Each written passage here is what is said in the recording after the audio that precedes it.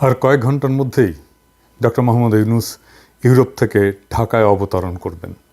আমি তার নিরাপত্তার কথা ভেবে একটু বিচলিত বোধ করছি, কারণ শেখ হাসিনার নিয়োগকৃত গোয়েন্দা এবং শীর্ষ সেনা কর্মকর্তারা সবাই এখন স্বপদে বহাল আছেন।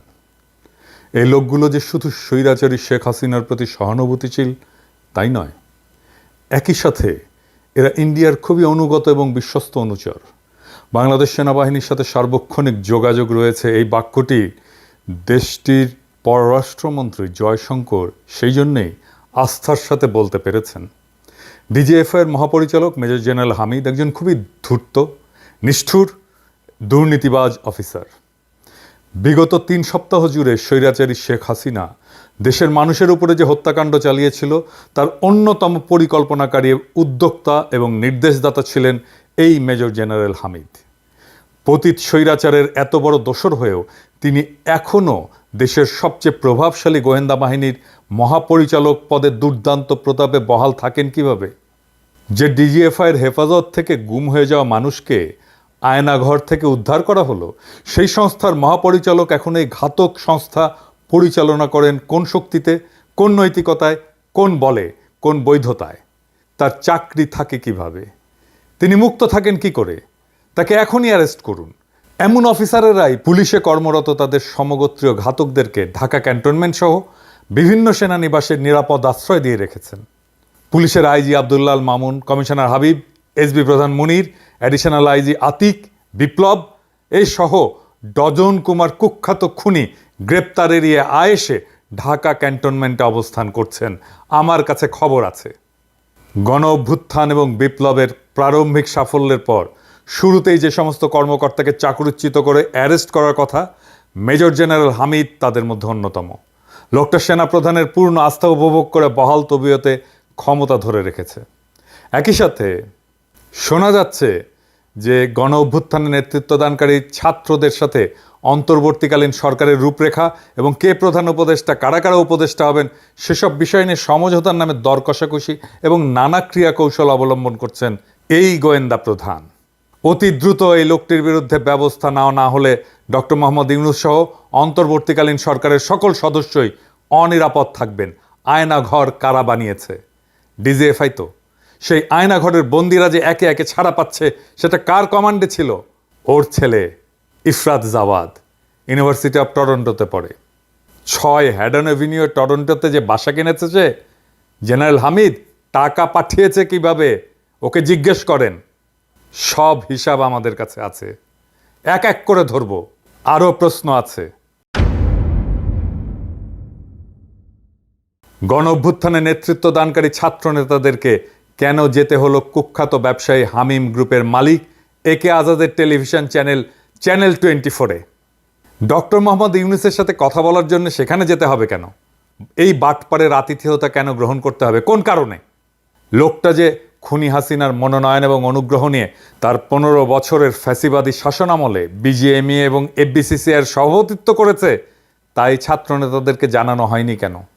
এই সকল কুখ্যাত ব্যবসায়ীর কারণে যদি খুনি হাসিনার আমলে বাংলাদেশের সমস্ত ট্রেড বডিতে ভোটের মাধ্যমে প্রতিনিধি নির্বাচনের প্রক্রিয়া বন্ধ হয়ে যায়, গণতান্ত্রিক চর্চা বন্ধ হয়ে যায়, ফরিদপুর বাড়ি এই পরিচয় এবং প্রভাবে একে আজাদ সহ আরও কিছু ব্যবসায়ীর সাথে মিলে তাদের স্বৈরতান্ত্রিক কর্তৃত্বের অধীনস্থ করেছিল পুরো দেশের বাণিজ্যিক সংস্থাগুলোকে।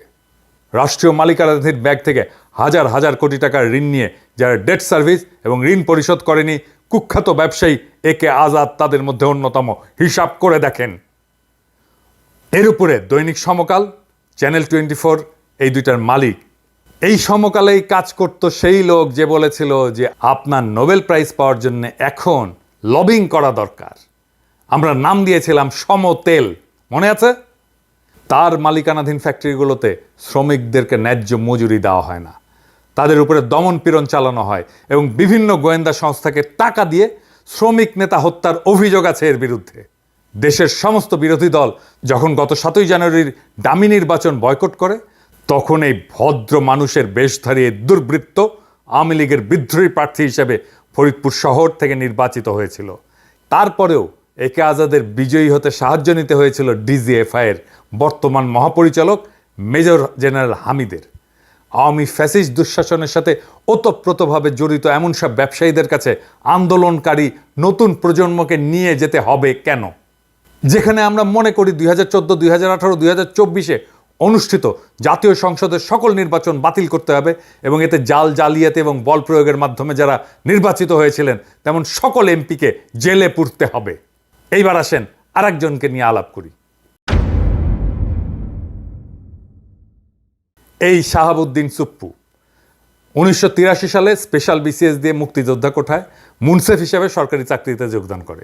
কর্মজীবনের শুরু থেকে একজন সে চরিত্রহীন, দুর্নীতিগ্রস্ত, অযোগ্য বিচারক হিসেবে সর্বমহলে নিন্দিত, ঘৃণিত ব্যক্তি হিসেবে নিজেকে প্রতিষ্ঠা করে। কর্মজীবনে এমন এমন জায়গায় সে নিয়োগ নিত যেখানে ঘুষ খাওয়া যায় এবং উচ্চ মূল্যে রায় বিক্রি করা যায়। ওই রকম জায়গাগুলোতে বা স্টেশনগুলোতে ট্রান্সফার হয়ে প্রভূত বিত্ত বৈভবের মালিক হয়েছে এই চুপ্পু। বিচারকের চাকরি থেকে অবসরে যাওয়ার পরে দুর্নীতির মহারানী শেখ হাসিনা তাকে দুদকের কমিশনার পদে নিয়োগ দেয়। এইখানে তার কাজ ছিল চাঁদাবাজি করা এবং চাঁদাবাজি করত এই আইনমন্ত্রীর সাথে মিলে, হাসিনার আইনমন্ত্রীর সাথে মিলে। ওইখানে তার একমাত্র কাজ ছিল নানা পর্যায়ে ব্যবসায়ীদেরকে দুদকের তদন্ত জালে আবদ্ধ করে কোটি কোটি টাকা আদায় করা সব ব্যবসায়ীরা আমার কথার প্রমাণ দেবে।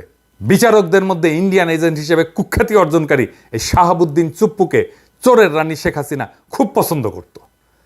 চাকরি জীবনের সকল পর্বে ফ্যাসিস্ট শাসক শেখ মুজিবের মেয়েকে নগদ টাকার বান্ডিল দিয়ে আসতো এই চুপ্পু। তাদের দুইজনের সম্পর্ক ছিল দুর্নীতির অর্থ ভাগাভাগি করার মতো গোপন এবং খুবই ঘনিষ্ঠ। সাংবিধানিক পদ দুদকের কমিশনার হিসেবে সে অবসরে গেলে কারাল রানী তাকে লুট করা ইসলামী ব্যাংকের ভাইস প্রেসিডেন্ট পদে নিয়োগের ব্যবস্থা করে। সেখানে বসে চুপ্পু সারাক্ষণই দেশ লুটকারী এস আলমের নির্দেশ অনুযায়ী সকল ধরনের অন্যায় কার্যক্রম পরিচালনা করত। এই লুটেরের সাথে তার চুরি বাটপাড়ির সম্পর্ক বিচারিক জীবন থেকে শুরু হলেও দুদকের কমিশনার হিসেবে চুপ্পু এই কুখ্যাত ব্যবসায়ীর অপরাধ কর্মের অন্যতম ঘনিষ্ঠ সহযোগী হয়ে ওঠে। তার নির্দেশ অনুযায়ী বিভিন্ন ব্যবসায়ীর উপরে তদন্ত শুরু করে চুপ্পু তাদের সম্পত্তি, বাড়ি, জমি, ব্যাংক বা কোম্পানির শেয়ার এস আলমের কাছে কম দামে বিক্রি করতে বাধ্য করত। বাংলাদেশের সমস্ত ভিকটিম ব্যবসায়ী এর প্রমাণ দেবে। সফলভাবে অজস্র অপকর্ম সম্পন্ন করার পুরস্কার হিসেবে শেখ হাসিনা তার ব্যক্তিগত ব্যবসা বাণিজ্যের অন্যতম সহযোগী এস আলমের পরামর্শে চুপ্পুকে বাংলাদেশের রাষ্ট্রপতির আসনে বসায় দেয়। ফ্যাসিস্ট সরকারের পতনের পর এই পচা দেশের সেরা দুর্নীতিবাজ এবং ইন্ডিয়ান এজেন্ট শাহাবুদ্দিন চুপ্পুকে রাষ্ট্রপতি মেনে কাজ আগায় নিতে হবে বলে যে শিক্ষকেরা জ্ঞান দিচ্ছেন তারা নিশ্চয়ই হুঁশ হারায় ফেলছেন। এই চুপ্পু মুজিব বাহিনীর লোক, র ট্রেইনড লোক। মুজিব বাহিনীকে র ট্রেন করছে। বাংলাদেশের প্রেসিডেন্ট যাদেরকে বানাইছে হাসিনা সব কয়টা র ট্রেন্ড লোক। আব্দুল হামিদও র ট্রেন্ড লোক। এমন দাগি অপরাধীদেরকে রাষ্ট্রীয় গুরুত্বপূর্ণ পদ থেকে লাথি মেরে বের করে দিয়ে এদের বিচারের কাঠগড়ায় দাঁড় করাতে না পারলে এই গণ অভ্যুত্থান, বিপ্লব, শত শত শহীদের আত্মদান, অজস্র মানুষের অঙ্গহানি, অন্ধ হয়ে যাওয়া এবং অপরিসীম দুঃখ কষ্ট বৃথা যেতে বাধ্য হবে। পতিত সরকারের রাষ্ট্রপতি চুপ্পু, ডিজিএফআইয়ের মহাপরিচালক খুনি মেজর জেনারেল হামিদ এবং কুখ্যাত ব্যবসায়ী একে আজাদকে অন্তর্বর্তীকালীন সরকার গঠনের সকল প্রক্রিয়া থেকে দূরে সরায় দিতে হবে।